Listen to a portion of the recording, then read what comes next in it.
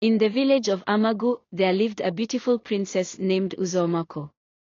Her skin was as dark and radiant as the night sky, and her beauty was renowned throughout the land.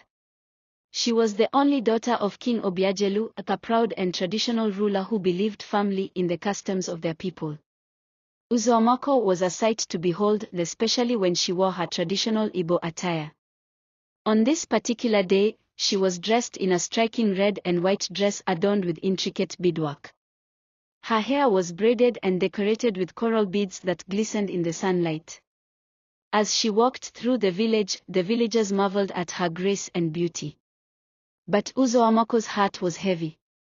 She had fallen deeply in love with a man named Chaik, a contractor who had come from the city to work on the village road. Chaik was tall, with broad shoulders and eyes that sparkled with kindness. Unlike the village men who often boasted of their strength and wealth, Chaik was gentle and soft-spoken. Uzoamako had never met anyone like him. He treated her with respect, spoke to her like an equal, and, most importantly, he made her laugh. They often met secretly by the old mango tree, where they would share stories, laugh, and dream of a future together. But their love was forbidden. King Obiagelu had made it clear that Uzomako was to marry a man from their village, someone of noble birth, who would become the next king. One evening, as the sun dipped behind the hills, casting a warm orange glow over the village, Uzomako and Chaik were caught by one of the king's guards. The news spread like wildfire, and soon, King Obiagelu was seething with anger. He summoned Uzoamako to his palace, his face dark with fury. Uzoamako, the king bellowed, "Is it true you're seeing that contractor that came from this city?"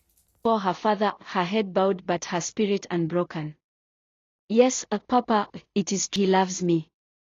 The king's eyes flared with rage. "Nonsense," he shouted off his throne. "You are a princess.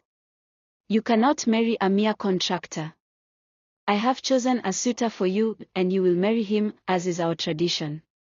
Tears welled up in Uzoomako's eyes, but she stood her ground. "Papa, I do not want to marry someone I do not love. Chaik may not be from our village, but he is a good man. He treats me with respect and kindness." Respect? Kindness? The king's voice was dripping with sarcasm. "Do you think love is enough to rule a kingdom?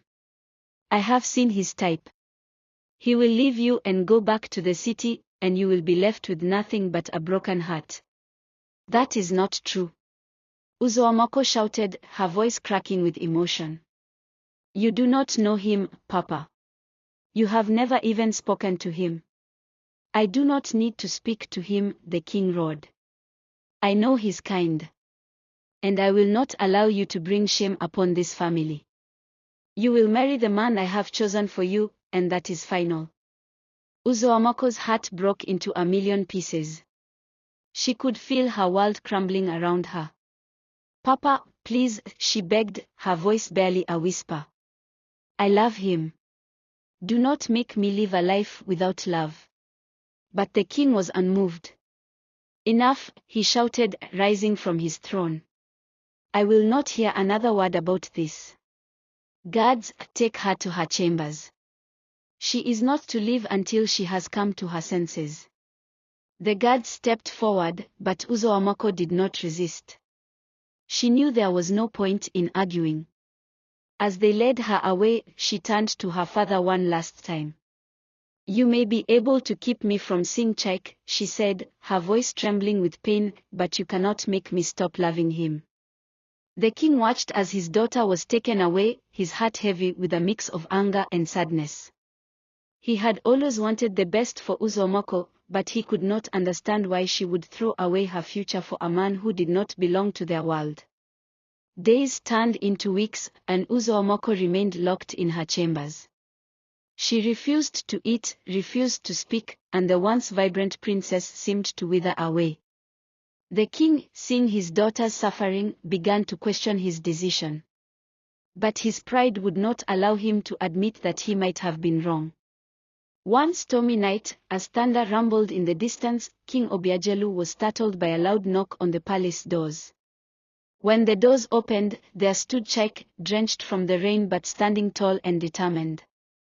Your Majesty, Check said, his voice strong and unwavering, I know I am not from your village, and I know I am not what you had in mind for Uzumako. But I love her, and I would give my life to make her happy.